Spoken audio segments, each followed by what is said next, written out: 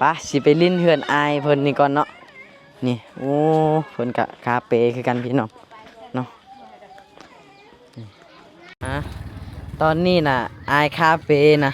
เพิ่นพาบ่าวไทยบ้านนอกไปเบิ่งเฮือนซานของเพิ่นเนาะติดกันกับเฮือนน้องตะห้วยนะตะห้วยเนาะโอ้ติดกันเลยพี่น้องเนาะนี่มาเบิ่งเฮือนซานของเพิ่นเนาะของอายคาเฟ่นี่เนาะโอ้มาพี่น้องปาโตโอ้อันนี้เนาะเฮือนซานเนาะ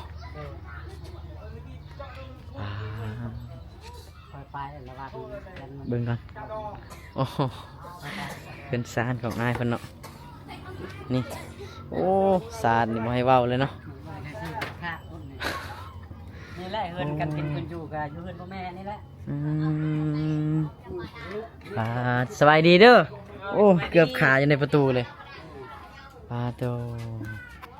นี่ก็มีคนเฮือนครัวนี่ก็เฮือนแบบเมียนข้าว อ๋อ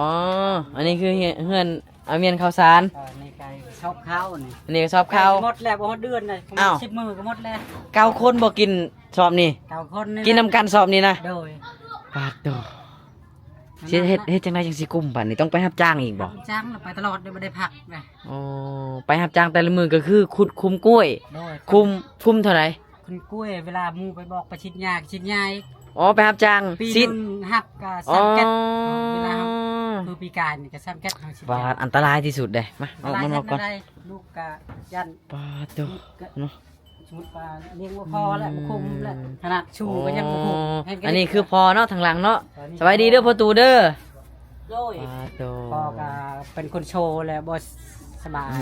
เดี๋ยวนั่งก่อนเนาะพ่อแม่มีแต่ใส่เฮานี่แหละเนาะ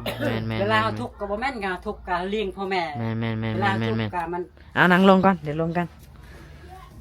เวลาทุกข์ก็บ่แม่นก็ทุกข์ก็ย้อนพ่อแม่กินเนี่ยทุกข์ก็นำเป็นน้ำมันชนะให้เองเช่นได้ไผก็ว่าอยากหังอยากมีเฮ็ดในเทวดาแต่งมาเกิดนั่นคือว่าทุกหมู่ก็คล้ายๆนะก็มีสุขภาพคือแบบคนในบ้านก็มีคนทุกข์ก็บ่ว่าเนาะขอเพียงแต่ร่างกายน่ะแข็งแรงดีไปเฮ็ดเวียกรับจ้างได้เนาะอันนี้แบบที่เพิ่นน่ะทุกข์ยากแล้วยังตื้มคาเปอีกพี่น้องเฮ็ดเวียกหนักก็บ่ได้เนาะเวลาหมู่ไปบอกขุดกล้วยคุณกล้วยชวนหมู่ปุ้นคุณผู้บ่คุณผู้เวลาช่องลักชำลักก็ย่างเอาแหละบ่มีรถไปคันมีรถคล้ายๆนะก็ลูกไปช่องนั้นลูกก็ง่ายแล้วลูกง่ายประมาณอายุก็บ่มีรถเนาะบ่มีเนาะย่างเอาแล้วประมาณฮอดก็2ชั่วโมง3ชั่วโมงได้ชำลักเนาะอยู่เฮือนหลังนี้จักปีแล้วพ่อตู่เช้าจะมอจะบ่ประมาณจักหลายปีแล้วหลายแล้วเนาะปีหลายแล้ว10ปีโอ้ยเจอแต่เป็น18ปี18ปีเลยตั้งแต่อายยังน้อยเลยบ่อยู่เฮือนหลังนี้น่ะโอ้ยแม่น้อยตอนนี้อายจักปีตอนนี้ประมาณอายุ32ปีนั่นแหละ32เนาะโดยโอ้แต่เพิ่นสู้เพื่อครอบครัวพี่น้องเนาะพอเพิ่นก็อาศัยกินอยู่นำเพิ่นเนาะแล้วก็ลูกเมียเพิ่นอีกเนาะทั้งเบิดเป็น9คนเนาะ9ชีวิตที่อาศัยอยู่นำลาวเกาะอยู่ในตัวลาวเป็นอ้ายเพิ่นเป็นคนหาเงินหาค่ำคนเดียวคาเป้พร้อมพี่น้องคือใจสู้แฮงอีหลีเนาะโอ้พี่น้องมาฝากเป็นกำลังใจให้เพิ่นเด้อพี่น้องเนาะ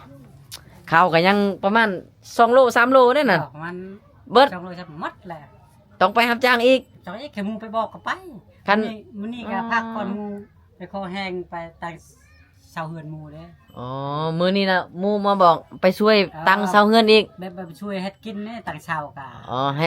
แบกบ่ได้เนาะก็ซอยไปแต่งอยู่ก็กินเสาทอกแบกบ่ได้แล้วมีแต่หมู่นี่แหละหมู่ตะเคาะหมู่ว่าไปช่วยหมู่ก็ช่วยเฮ็ดกัน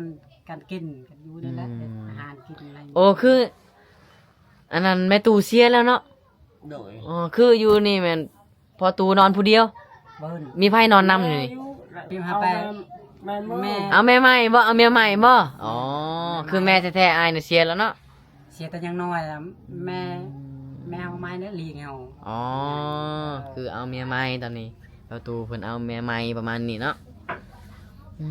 นี่แม่สบายดีเด้อโอ้มองนี่น่ะมองเฮ็ดอยู่ครัวกินเนาะนี่เนาะโดยโอ้พี่น้องสิล่มแล้วทางพุ่นเนาะพี่น้องมันสิไปแล้วเบิ่งดู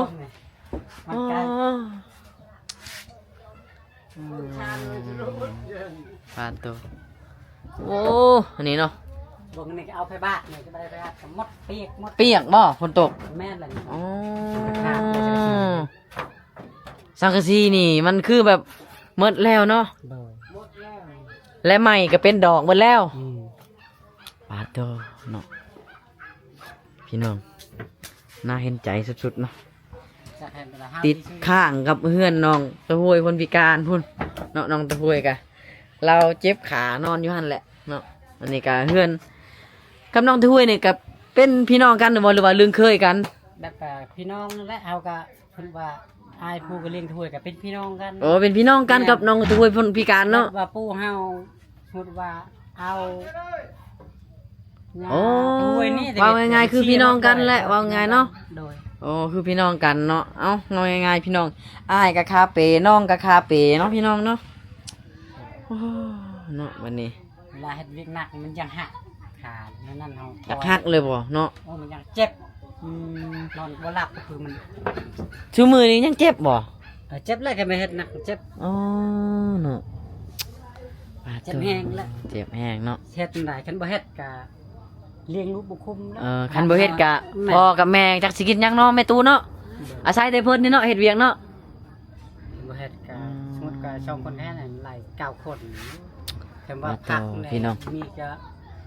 อึดหลายแล้วบ่ได้คันพักขนาดเฮาบ่ได้พักผ่อนเลยไปตลอดแล้วจากหมู่ก็ยังขาดๆคืน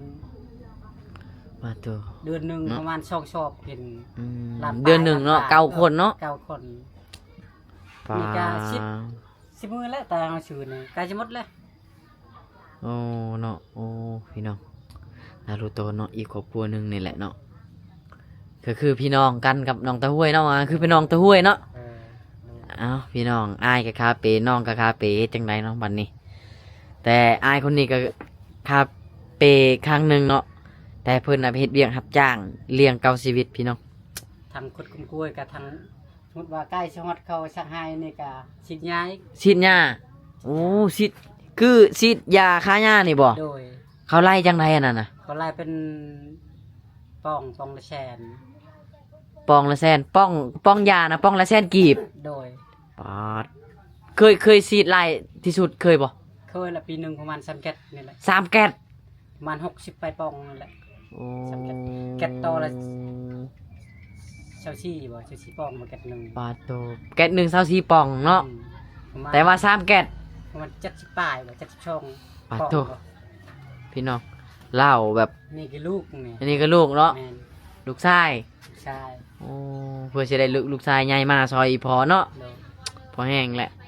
ปาดคือแบบไปจ้างฉีดหญ้าน่ะ ต้องแบบ บ่ได้เลือกเลยหมู่ไป คือแบบ ก สุขภาพนี่มันอยู่กับยาอยู่กับหยังตลอดเลยเนาะอยู่กับเคมีตลอดเนาะ ผู้ชึกแล้วไปดูยาแต่นั่นแหละ แต่ว่าถ้าบ่มีถ้าบ่เฮ็ดก็คือบ่มีกิน เออ อ๋อฉีดยานี่ฉีดยาแบบฉีดให้หรือว่าฉีดสวนกล้วยบ่ฉีด ชวนกล้วยกระชีด อ๋อคือแบบเขาจ้างไปฉีดหมองใดคือไปหมองนั้น ไปหมด ไปหมดเนาะ ลูกตูนพี่น้องพาโตเนาะนี่คาเปแต่สู้เนาะพี่น้องสำหรับผู้ใดเบิ่งคลิปนี้ก็ฝากเป็นกำลังใจเพิ่นเด้อเนาะไปลงไปวันนี้ ลงไปหาน้องสาวเพิ่นน้องสาวก็เปียเพิ่นแล้ววันนี้เนาะทางอ้ายก็เป้วันนี้โอ้ไปพุ่นมันย่างไปหาน้องสาวอันนี้อ้ายเนาะผู้พิการเป็นน้องสาวบ้านนี้เป็นพี่น้องกันเขาเจ้านะเฮือนใกล้กันเลยเนาะเฮือนเนาะอันนี้เฮือนน้องตะหวยคนพิการ อันนี้เฮือนอ้ายคาเปเนาะคือติดกันเลยเนาะโอ้แต่ใครเนาะอ้ายเพิ่นยังพอไปเฮ็ดเวียกได้แต่ว่าน้องตะหวยนี่คือนักเนาะตะหวยเนาะโอ้ตะหวยคือนักเนาะบ้านนี้เนาะปลาเตาเนาะอ่ะโอเคเด้อสู้ๆไปเรื่อยๆให้จังได้โอเคบายบายเด้อทุกคนเด้อ เออ เพื่อนพ่อแม่ นั่นเฮือนกินเฮือนอยู่เนาะ โดย ค พา รับ ไปครอบครัวเดียวกันนี่แหละ ครอบครัวเดียวกันนั่นแหละ เรียกนี่พูดว่า